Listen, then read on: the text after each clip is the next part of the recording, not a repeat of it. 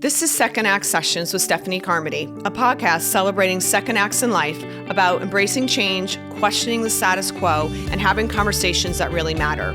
If I've learned anything, it's that your second act is yours to define. No matter what chapter you're in, your second act can be the most powerful yet. Welcome to Second Act Sessions. Welcome, Randy. I'm so excited to have you here today. We were just chatting about how important you've been in my life recently through whatever I've been going through. So I'm so excited to have you join us today. I'm so excited to be here, Stephanie, and thank you for sharing some of that feedback of the content being helpful. Yes, it is. And I know I mentioned in the introduction that you and I go way back. We met years ago, 2001 or 2002. I was in Los Angeles. We had a mutual friend. And I'm just laughing at how it's kind of come full circle of me having a podcast, you being a life coach, and also having your own podcast. And here we are. So thank you again. I'm just thrilled to have you on. Yeah, 2001, when you say that, there's a part of me that goes, uh-oh, because that was a very tumultuous time in my life, which I'm sure we'll get into. But, that was certainly my first act. Actually, and that's what I did want to get into, because that was obviously we know you're a life coach now. A lot of people know who you are, and you have your own podcast now, Oldish, which I love, by the way. But I wanted to go back, and from where we met, like you just mentioned, I was in my 20s. How old were you at that age? Probably around the 2000. Let's see. In 96, I was 18. So, yeah, probably 22, right. 23. Right. Same. So I think we're around the same. So as we mentioned when we met, I'd love to kind of go back and really touch upon where you were at your stage in your life, obviously. And we talked about your upbringing. You grew up sort of in a spotlight, so to speak, with your father and your sister, and navigating that. But then when we had, briefly met through a mutual friend, I think you were I remember you were just you were fun and you were with a bunch of your buddies. But I know you had some rough patches in your life that you've overcome. So I'd love to maybe kind of start there and kind of how that was, I guess a trajectory for your life. Sure. Yeah. So back, I don't know the exact, we're dating ourselves. Situation going on, but yeah, that is when I started to become entrenched in addiction. So I would say my addiction probably started when I was 13 and I first drank alcohol, and I was like, ooh, I could feel different. Mm-hmm. But it didn't really get bad and take hold, I think, until about 21. So right around the time that I met you, I was in it for a little bit, and it actually just got worse and worse and worse and worse. And it led me down some really dark roads. I was trying to function. I was trying to find who I was and, sort of find what my mark was going to be on the world at an early age of 22, 23, and figure it all out. And the addiction, I would say, is the symptom of needing a coping mechanism, and that became my coping mechanism. Right. And what it helped me to cope with, it anesthetized me, it numbed me, it made me, I thought it made me not feel. Didn't work. Right. But there was that temporary, I don't have to sit in stillness and feel all the things that I haven't felt my whole life. Right. And so, I was going out clubbing at night and doing what probably Los Angeles, the Hollywood 20-somethings do. Yeah. And that led me down the path of getting a couple DUIs. It was crazy. I was just telling someone this the other day. I wound up on the off-ramp of Havenhurst in the Valley in Los Angeles at 3 in the morning with my foot on the brake, passed out. Wow. Passed out. And someone doesn't believe that, someone's looking out for me at that point in some way. All my foot had to do was come off of the brake, and you have to push on the brake pretty hard to stop the car. And I could have killed someone. I could have hurt someone really, really badly. So I was fortunate in that sense that I never hurt anyone very badly. But Right. Was there one moment where you're like, I need to get help? Was that it? Or was it shortly after that that you're like, okay, this isn't working. I need to get help? I think there were a few moments. The unfortunate thing with addiction and being young is I didn't want to give it all up. Yeah. I didn't. I was young. I couldn't imagine not drinking again or, doing drugs. It felt very, very scary. But yes, around 2006, my father had just passed away. I was doing a reality show, which was sort of everything against who I was, what I stood for. It was the antithesis. And yet here I am on the show, and during the show, my father passes away, and I have cameras, and I'm just a hot mess. There was family drama. I mean, it was awful. It was like the perfect storm for you in a lot of ways. It was the perfect storm, the perfect catalyst to bring me so low that there was nowhere else to go. And that's what happened is one night, it was about 3, 4 in the morning. I'd been with a group of people. They all left. And I was hunting around my apartment to try and find anything I could to sort of keep my high. And keep numbing yourself, right? And keep numbing myself. And I just felt so completely alone. And I remember I fell to my knees and I said, okay. And I called my dad Pops. I said, Pops, God, spirit guides, anyone who can hear me. Who's listening? I know, I really feel deep in my heart, in my bones, that I'm here for a mission, that I'm here for more than this. And just to mention this, before I met you, I went through a period of time around 17 until about 21, 22, where I got very into psychology, metaphysics, spirituality, transpersonal psychology. Like I was just an avid reader. I was an avid meditator. I had some incredible experiences because I had those experiences and I felt what true connection was. This was, again, the polar opposite. I felt so low, so disconnected. So that's when I was on my knees and I said, I want that life where I felt so connected. Right. That's what I want. And if I'm not meant for that, then please take me out. I'm not going to end my life, but I don't want this anymore. Right. And the next 2 to 3 weeks, again, another perfect storm. Things happened just so that led me down the road of going to treatment, which I had already been to once, but I was sort of sent there. And this time, you went on your own accord. I chose it. Yeah. Right. And that makes all the difference, I feel like, when the person is really ready to change, because if you're not going to change, right? No one can force you. Exactly. As we all know. Yeah. Wow, that's amazing. So then would you say that moment and like getting on your hands and knees changed you like spiritually or your relationship with God or a higher power? Like, and has that like been part of your journey since then and kind of navigating that? Has it made you stronger? Is it something you rely on to today still? Like your faith and whatnot? Yes and no.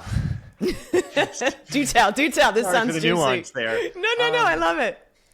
I think that moment was a very powerful catalyst that helped spawn the turning point.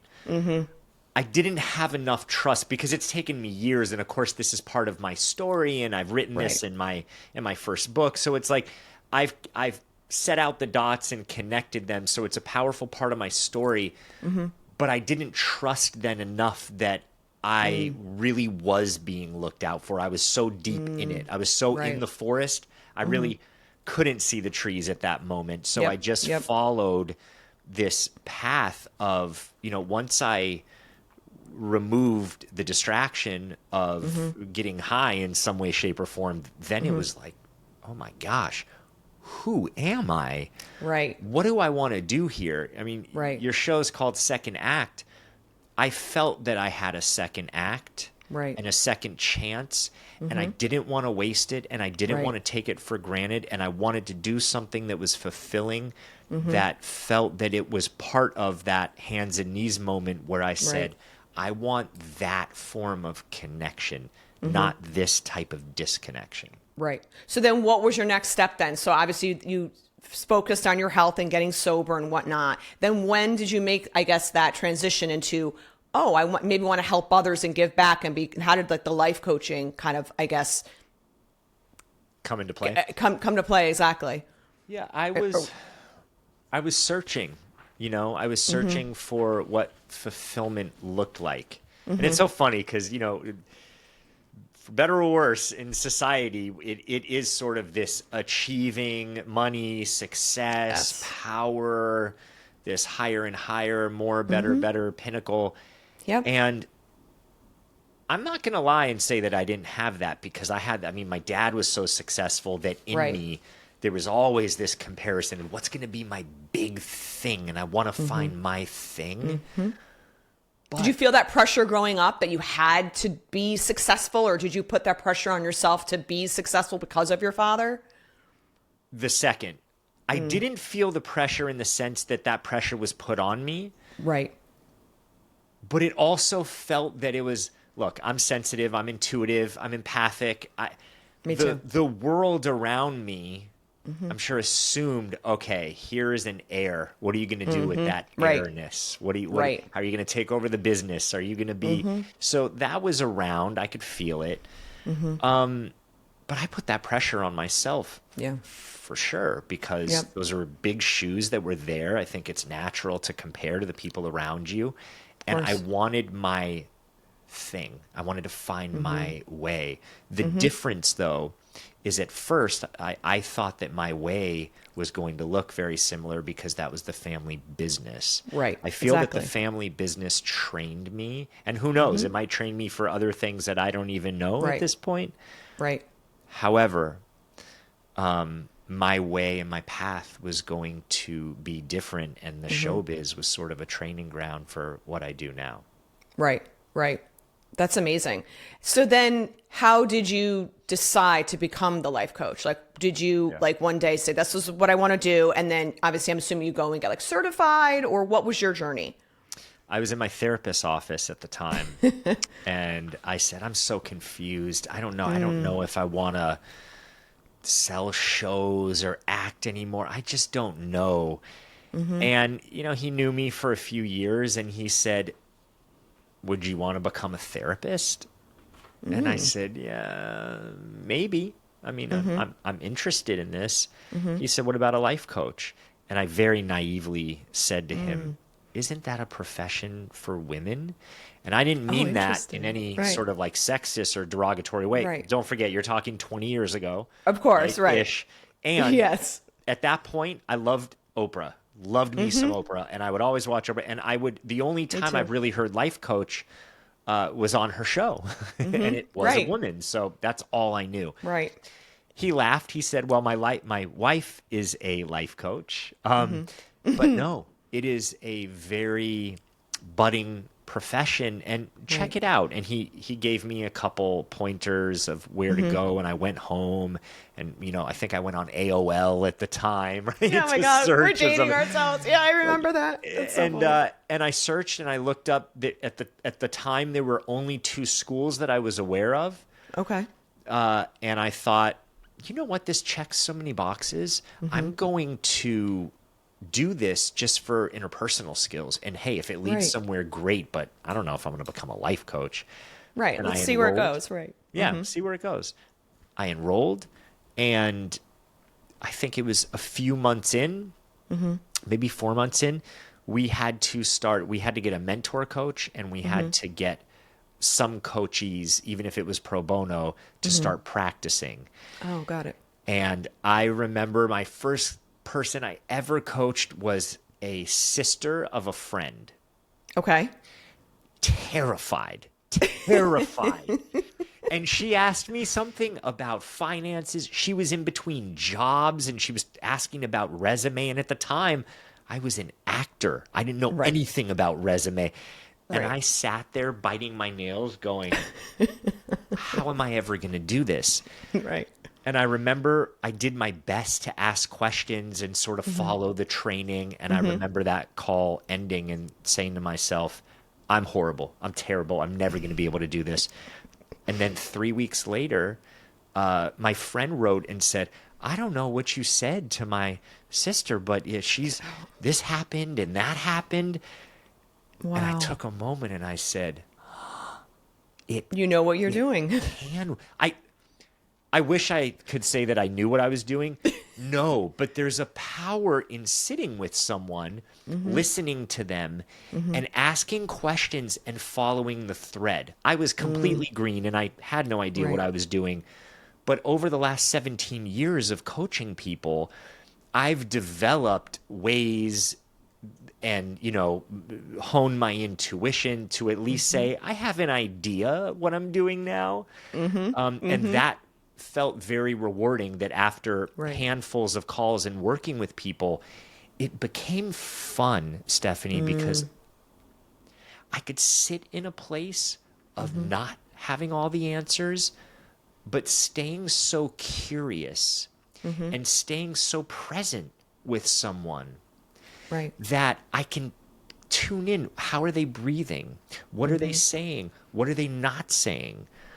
What am I'd coach, I think Skype was around, but predominantly a lot of my coaching, if not in person, was by phone. And I became really tuned to listening to people. So I would just sit and I close my eyes and I had my headset on and I could hear them smile. I could hear them breathe heavier. So then it was following that thread and asking them questions. And that became really, really fun. And the last thing I'll add, I would love to say that it's completely selfless, but it's not, because it's just as rewarding for me to see people transform themselves and love themselves and feel, start to love their lives. And it's a parallel process, because as I'm coaching someone, there will always be something, at least a few things each week, if not each day, where I go, all right, Randy, that's coming for them. You understand that you also need to show up in that way or do that thing. So I'm learning daily through everyone about myself and about just being human. Right.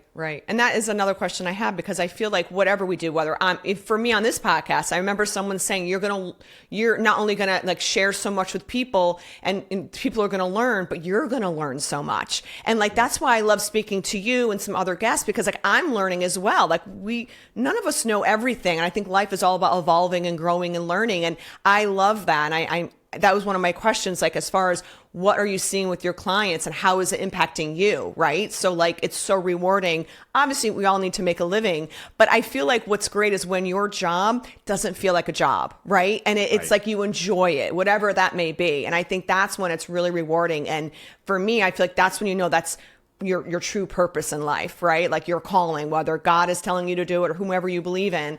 I think that's so great when you're staying true to yourself, right? Absolutely. And like you said, as much as we know, we need to expand our repertoire of perspective. And so it's really helpful to start to stretch that. Oh, okay, let me see it from this direction. Let me hear it outside of myself in this direction. And we're constantly learning. Right. Now, who are I guess some of your type of clients, who are your average clients? Are you working with people then who are dealing with addiction or any sort of issues like that obviously you have personal experience with? Or are you just having people from all walks of life, want to reach out to you and work with you, whether it's navigating a new job, navigating their second act, navigating divorce? Does it run the gamut with the type of clients that you help? When I first started, I tended to attract, I'd say 35%, maybe 30% of clients who had addiction or who were wanting to make job changes, navigating how to choose where to live, school, those types of getting in a relationship, out of a relationship. Now, though, I would say it really runs the gamut of everything. I have a lot of second acts. I have a lot of third acts. Exactly right. People come to me when they probably have tried therapy, they've been on some sort of self-help journey, maybe, and they want to connect all the wisdom that they have and the concepts that they've heard and the things that they know, but for some reason, they're not embodying it. And, you know, I guess I could say I feel the image that I get is I feel like one of those key masters that has a huge ring of keys, and I'm there to not give them the right key, but I'm holding the key for them to go, that's my key. And we sort of co-create that together, because the feedback that I get is that, you know, we've had 2 sessions and I've let go of all my anger. I'm seeing things so differently. I now love myself enough to where I can get out of this relationship, or my finances have changed. It's like the one thing that really opens the door for everything to change in their lives. So, I mean, I really do help people transform. And I feel like when people get to me, they're ready for that transformation. They're ready for to take the action. I feel like you mentioned a couple times so far about loving yourself. And I feel like so many of us don't really love ourselves the way we should, and not to feel like I'm so great and be self-absorbed. But it's, even for me, the past 3 years of healing from divorce, I realized how I didn't set boundaries for myself. I gave and gave and gave. And I think that was because I didn't value myself enough. I didn't love myself enough to know I shouldn't be treated like that. And it's, maybe most people do understand that and love themselves, but I certainly didn't. It's not that I hated myself. I just realized I was so hard on myself. Like, the thoughts and the negative speaking were just so strong. I mean, are you seeing maybe even yourself or your clients are dealing with that, or have they healed from that? Because that has been a game changer for me, for sure. Yeah. Yeah. Have you ever had the experience of reading in a book, love yourself, and you read it, and of course there's resonance, and you go, yes, I need to love myself. Yeah, I know. But then you can't hold on to it. It's slippery. Yes. It's like trying to pin down a tomato seed and it just moves. Yes, exactly. I feel like that is what self-love is we all kind of have this idea, of course, we need to love ourselves more. But I want to highlight something that you said, because it's almost this, and people say this all the time, I want to love myself, not in a, oh, I'm so great way. So many people say that same thing. And I challenge that. Why? Why are we sort of subscribe to that we can't see ourselves as so great? Now, truthfully, I'm not someone who walks around thinking that I'm so great. Me neither. But it's sort of like we're over here at one swing of the pendulum where I have this unhealthy ego, right? I have very little ego. And then it's like we never want to get to that place where I'm so egotistical and narcissistic and all these other words that we hear. Rarely have I ever seen anyone go from here, from not loving themselves or thinking that they're so great, to thinking that they're the most incredible human on the planet. Right. Napoleon complex. No, that's not what it means when you say self-love. It's just valuing yourself and realizing, I actually am. I'm a great sister. I'm a great friend, and I was a great wife, even though my ex didn't appreciate me. Like, it's kind of reprogramming or rewiring your brain from any sort of narrative that you either were taught or that you told yourself or that someone barked at you for years. You know what I'm saying? So and through healing, for me anyways, I finally got my strength back, and loving myself, but it's not to your point, I do think I'm a great person, but I'm not egotistical about it. It's just this kind of calm knowing about myself now, if that makes sense. Yes, there's a knowingness. Yes. And I love this word, even though it might be overused, this embodiment. You embody that. And it's one thing, because it's a strong image when you say embody, right? We're in our heads. We see these concepts. We read it, gratitude. You could know that gratitude is really powerful and great, and of course it's one of the best things that you could do. Embodying a sense of gratitude as much as you possibly can, again, is one of the things that becomes harder and more elusive. Right. And you talked about self-talk and negative self-talk, limiting beliefs, narratives that you have about yourself. Yes, yes, and yes. those are some of the hows to get to love yourself more. So the more that you can lessen the negative self-talk, the Right. more that you can parent yourself, mother bear yourself, friend yourself, and be there, be your best ally, the less that dialogue takes hold and it gives way to something new, a newer, healthier, more loving dialogue. Yep, absolutely. It's like almost rewriting the script and kind of changing that narrative. So if there's my listeners who are in their second act or third act and they're navigating it and they might be nervous or fearful, like what are some like tips or sage sound advice you would give people kind of navigating that part of their life right now or in that journey, or even like maybe some examples of things you've shared with your clients? Sure. One of the things is you said nervous, fearful.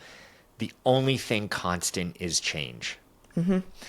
And if you look back at all the change that we've gone through right now, our reality is changing as we speak. Our cells are changing and dividing and replicating and dying and right? Like our blood is moving. Nothing we stays the are same. changing second by second. Right.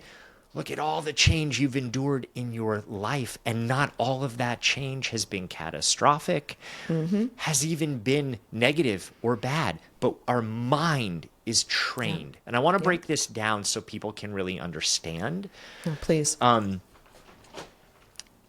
don't know why this is. I'd love to do more of a study on the wiring of this, but for some reason, the human condition, it has been that we are wired to think about the future and think about the future negatively. Yes. And I get it. 100%. It's based on past hurts, traumas, woundings. But if we look back, not everything that we've experienced in our past, in our day, in our week, is bad or is negative. 100%. Right? But we become hyper vigilant and we start to scan. And what we do is we take the past and we go, oh, that could happen. And I remember when I wasn't in control. And if I'm not in control, then something bad's going to happen. And you start to paste that onto the future. And now you're stressed. You're in reaction to, and here's the craziest thing. When you talk about second act, third act, being nervous about it, being fearful about it. I get it, right? Because the unknown. It's new, right? Can be Uncharted scary. territory. However, if you are taking the past and then you're creating the future based off of a could happen because I was hurt once back there, then you're creating the future that may never happen. Yeah. And reacting to that future that you don't want to have happen. So we're taking our valuable time, energy, resource, the chemicals that we have in our body, and we're using those to actually, in our minds, visualize, create a future that we don't want. Like we're building lands that we don't want to live in. That is wild about human behavior. It's like we're self-sabotaging our future even before it happens. Right. It's like building a house that you go, oh, I would never live in something like that. But you're building it and you're spending time, energy, and your resource building that thing. This is so true. That rug is so ugly. I would never put that carpet in. Why are you installing that carpet? Right. Exactly. Right? Yep. So for second act, third act, change is imminent. Change doesn't always have to be bad. And just like part of my story, if this resonates, we all need catalysts to go where we need to go. Right. Those catalysts, I sit with people all day long and we look at painful, hurtful things in their lives. Right. Those things mold them, shape them. We always go, well, it shapes me and molds me in a way that's really bad. A, that can change. Your perspective can change. And B, it's molding and shaping you in ways, preparing you for your second act and third act and being able to use that in a certain way. Right. I agree. I do think everything in our life does happen for a reason, even the bad or good. And I think God can use everything for good ultimately. And I think it's just how we navigate that. Like if we just say, oh, and we get stuck in those negative thoughts and we don't overcome it, then you're right. We're going to end up living in a house we didn't want to live in. But I think if we are willing to face our fears and to accept change and embrace it and understand that we don't know the future. So why be scared of the future? I've heard once that fear is just false evidence appearing real. And so I always say that to myself when I get anxious, because I do have, ADD, ADHD, so I have anxiety every now and then, and it reared its ugly head last week. And I had to talk myself off the ledge after my panic attack and be like, listen, what are you worried about? Nothing's even happened yet. All we have is now. We have to be present, live in the moment, because a future isn't promised. And why get anxious or worried about the future when it hasn't even happened yet? But I think our brains are just so deceptive at times, and they trick us, and they're really what kind of halt us from maybe living our best life sometimes. Yeah, it can freeze you. Yes. From moving forward in the ways that you want. Yep. And look, we're saying all of this. I'm sure you and I can agree. We both recognize it's easier said than done, right? Absolutely. It's not just so easy when you're in the midst of panicking and worrying and feeling anxious to just go, oh, I'm not present right now. I'm in the future. Let me just gong show, pull myself back. It's a process. But again, it's so fun to sort of sit with people and actually have a meeting. Hey, at Tuesday at 9:00, that's where we're going to sit and have the mind tell us all the worry, all the things. So take notes, sit down and write all the things that it's worried about, and then channel your wisest, highest, most unlimited self and answer those one by one, because what you will find is you have the ability and the capability to actually answer and move through all of those things. But what happens is when it's happening in our mind, it becomes so big, you then feel all this stimulation and overwhelm, and then you start to freeze and shut down. Absolutely. And prevent yourself from doing anything productive, really, and it's just catastrophic. So, so that's definitely something I wanted to discuss. And now I really wanted to go into, as we mentioned, second acts and whatnot. So you're obviously a full-time, life coach, but you also now have your podcast. I think you just started your third season, if I'm not mistaken. And I love your show. It's great. So did you ever think you'd ever have a podcast? How did that come about? And are you glad that you're doing it? And obviously, I'm assuming you're learning from that as well. Yeah. So I always thought that I would at some point have a podcast, but I waited. That the trend was podcast, and I've been approached by various people, and it for whatever reason it just didn't feel right or like a good fit. And then Brian Austin Green, who's on the podcast, we sort of lost touch for a lot of years, and we got connected on Instagram. And then he wrote me one night and he said, hey man, I'm sitting here, it's 12 at night, and I'm watching some of your videos, and I'm just so inspired. And I have this idea of doing a podcast and really making it more really asking deeper questions and really going into places that other people don't always go into. Right. And this was a few years ago. And I don't know, there was something about it where I said yes, no, and I kind of got hey, this could be a maybe, which surprised me because I had said no so many times. Right. We talked about this and met, and along the way, it just felt like, this would be something fun to do. And I have learned a tremendous amount, like you said, Stephanie. Right. Sitting with people, whether it's experts or celebrities or just us talking, there's something different that happens from listening to a podcast versus running a podcast and holding the space and the energy and the interview. And there's this intimacy that happens. And that I really appreciate, because I don't feel like I have many preconceived notions, but I'm human. I have some. And we all do. knowing someone and then sitting down and talking with them and getting a little bit more in depth and deep really can let you into a window of someone's soul. I agree. And I feel like it's that connectiveness that I feel like maybe in this world we're kind of missing. And I feel like a lot of these podcasts, such as yours, and what I hope to do with mine, is to really connect people and talk about the issues and the topics that no one's talking about, or they're scared to talk about, or they don't even know where to begin to ask that question, you know, whether it's from healing or navigating second acts or what have you. But like, I wanted to create a space that like we can all be celebrated, and you don't have to be famous necessarily. Like, I want to showcase, you know, real stories. And like you said, like, I just love learning about people because, you know, not only are they sharing their story, but I can learn something from them. And they can learn something from me. I feel like that gets to like the connectiveness that I feel like in society could be potentially missing quite a bit. You know what I mean? Yeah, just a little bit. Just a tad. Yeah. Just a So tad. we're going back to that. It's a good thing. No, I agree.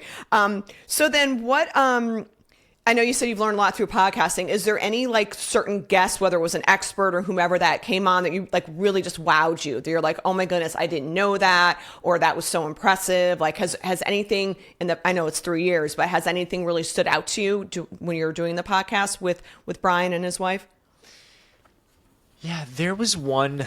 There's been a lot. I'm sure. One that was, I would say, really impactful was Lila Micklethwait, and she basically has been on a mission to bring awareness to Pornhub, which was sort of doing some really kind of nefarious things. And Yes, very. there was like a lot of trafficking involved and non-consent and abuse. And so that opened my eyes. And I remember that morning after doing a deep dive and research into this, my stomach hurt. And I thought, wow, this is equally going to be great and hard to hear. Right. And so just putting that out into the world to create more awareness, thought was really helpful. And then I remember from the first season, we had a sexologist named Jaya on. Interesting. And she has something called Your Blueprint. And there's these, I think there were 5 blueprints. Okay. And Brian Sharna and I each did our own blueprint. And then in the episode talked about that. And it was embarrassing. We were red. We were laughing. And also eye-opening and freeing because yet again, you have taboo about the sort of Pornhub stuff. But then on the other side, you have this taboo because this is kind of, is this bad? Is this wrong? We're talking about likes and desires and different things. But shedding a light on that so people can be more comfortable to explore that for themselves.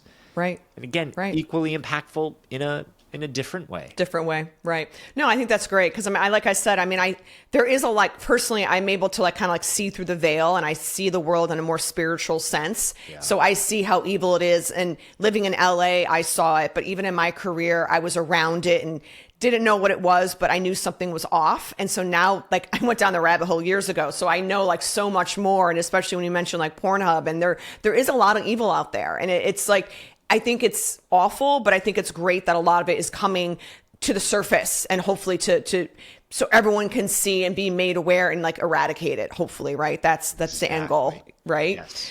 Yep. And did you see a lot of that like in LA? Because I know LA can be a very dark place. And obviously you were dealing with that. And I know that you don't live in LA anymore. And then when did you leave and why did you choose to leave? Was that like a conscious decision to kind of like get out of Dodge, so to speak? I think I got all 4 questions. Sorry, so I know I ask a lot. That's okay. That's okay. So did I see the darkness in that way of like sex trafficking or anything like that? Any of that, no. yeah. No, Okay. no. None. I mean, you know, and I've heard a lot of the things that are out there. Right. I have not seen any of that, and I'm glad that I didn't, because to be honest, that would be hard to come back from. I agree. Yep.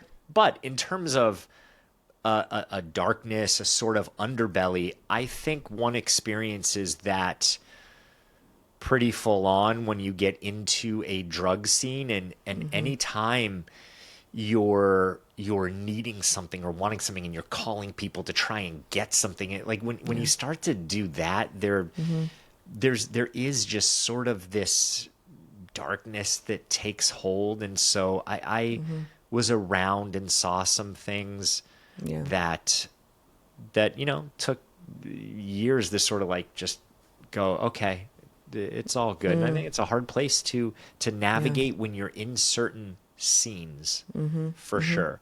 I agree. Now, you asked about Not living in LA conscious anymore. choice to move Right. out.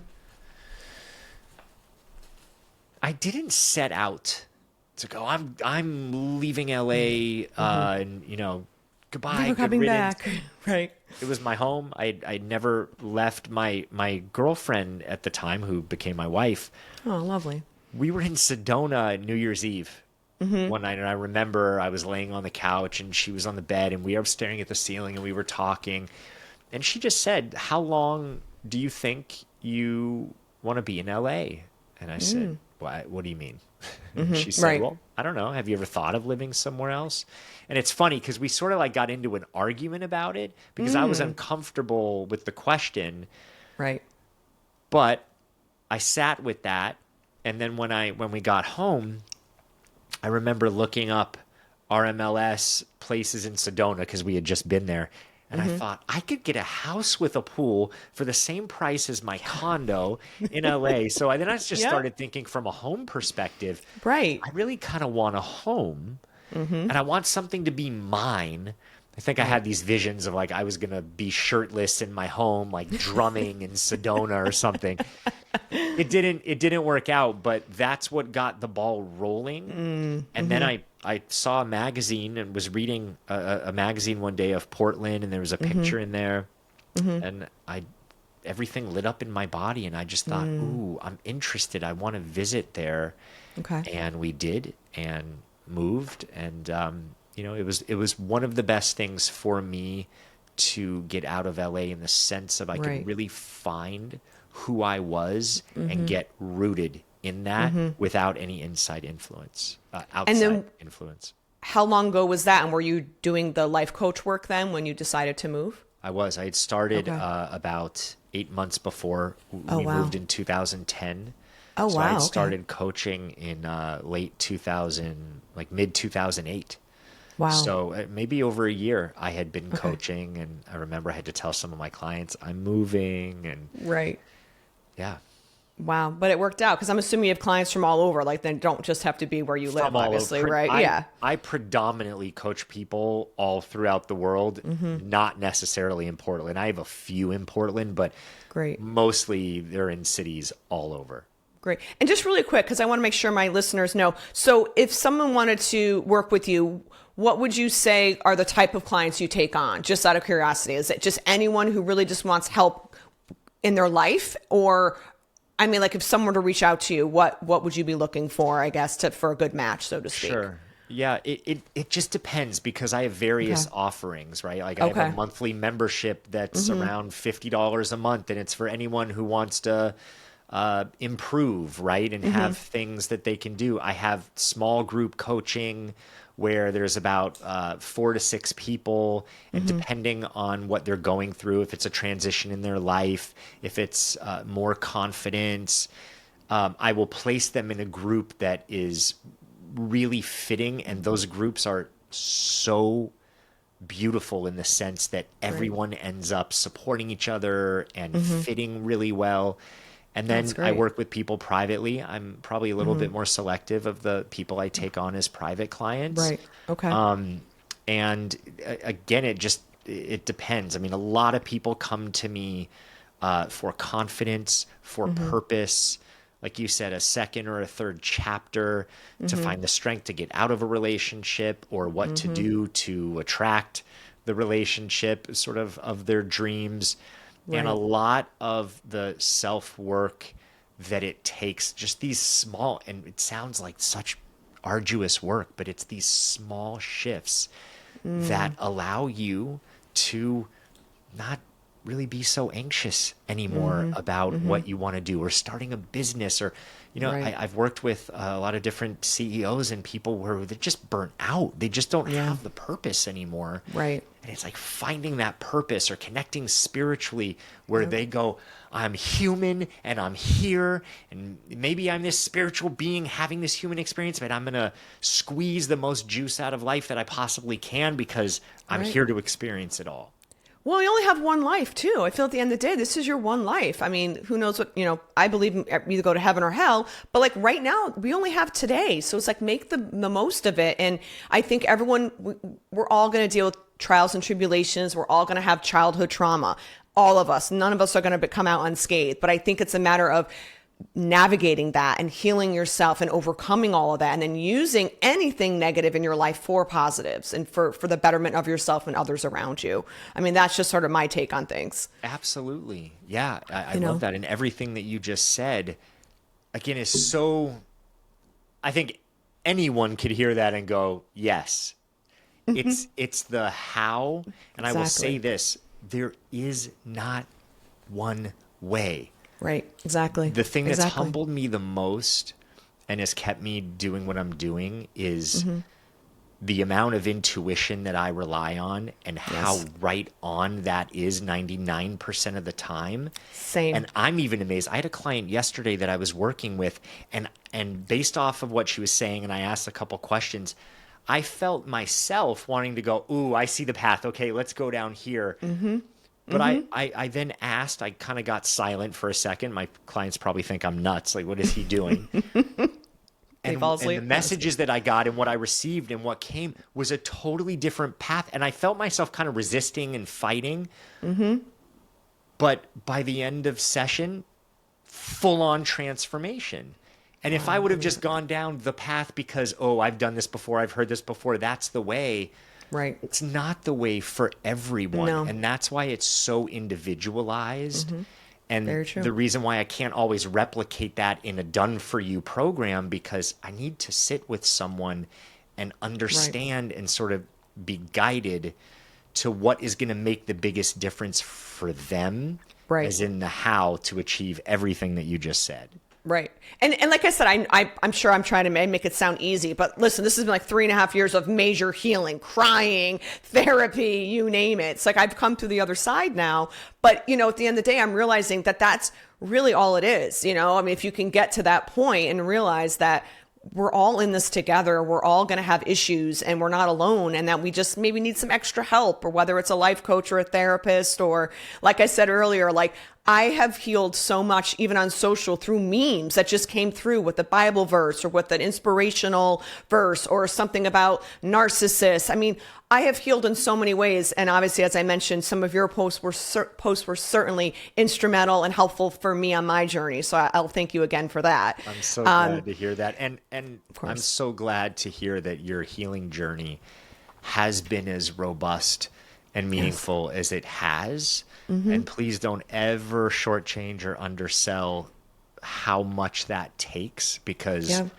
I know the path isn't always easy to go through that, but you're a living example of sitting here being able to talk about it. And if you're able to talk about it, it shows how much work you've actually done. Right. And we all know healing's not linear, because I mean, I have days where I'll get upset and I'll cry about my ex, not that I miss him or anything, but like those emotions will come up every now and then. And instead of, I've learned to accept that, feel it, release it, and just let it go through me, not hold on to it. Do you know what I mean? Like I just kind of release it, whatever that is, crying, screaming, you name it.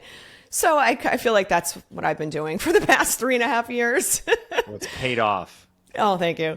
So I guess final reflection. So what are some of the things that are you excited about now? What are new projects you're working on, or anything in particular that's really like lighting you up, so to speak, right now in your life? Yes.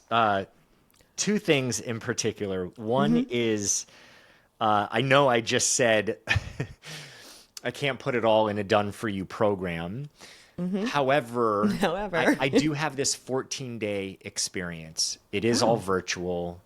It's through video and me sort of coaching through this framework, but it's creative. It's fun. I wanted to make this creative and fun. And I've taken my years of coaching to sort of distill it into how can I get people from A to B? It's not A to Z, although sometimes people have that response. It's how do I teach them a reference point of the person that they want to become? Because that's where I see growth and people's progress that they want to have. That's where it gets stunted, is they have the affirmations and they say these things and they know where they want to go, but they don't have a reference point to what that looks like, who that person is. So it's called You 2.0. Okay. And it's a way to actually taste, feel, touch who this You 2.0 version is. So I'm super excited about that. I've had that for a matter of months now, and people have been doing it, and the feedback is awesome. Great. Awesome. That's great. I'm writing my second book. Good. Congrats. It's been 10 years in the making. Wow. That's exciting, at least, though. Yeah, and I think it's been really, I think it will be really, really powerful. As I'm writing it, I'm using some of the things with clients, and that's lighting me up equally as it is challenging me, because the writing process is no joke. I know. It's pretty all encompassing. So it's a lot of work. Is this book more on the line of like the life coaching, or is it more like your life and your experiences and your journey, or is it combination? I'm going to say it's more in the spiritual realm. Oh, I love that. Oh, that's great.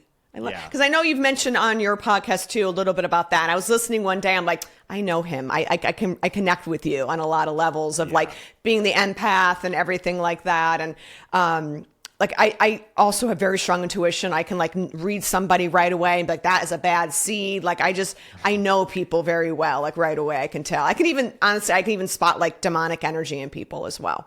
Like I noticed that. And it's so ironic. Back to LA, just really quick. I remember being out there and I was younger and I was a totally different person. Like, again, I was like 22. I was really young when I was in LA.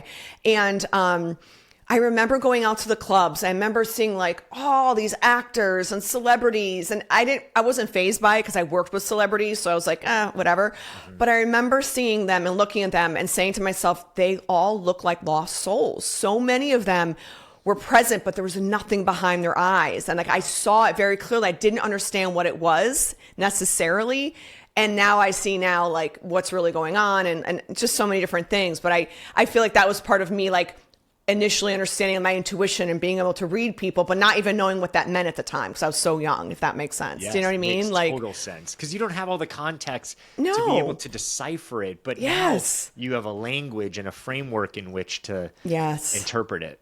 Yes, exactly. So, okay, one last thing. I just wanted to make sure everyone knows where they can reach you on social, your website. I just want to make sure anyone who wants to even get in touch with you to maybe be involved in that 14-day sort of program, where is best for them to reach you? My website is randyspelling.com.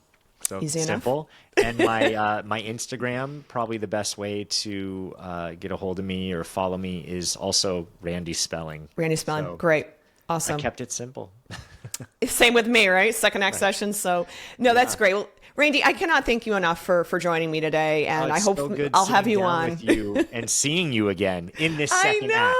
I know we both look so different, but I honestly, this has been great.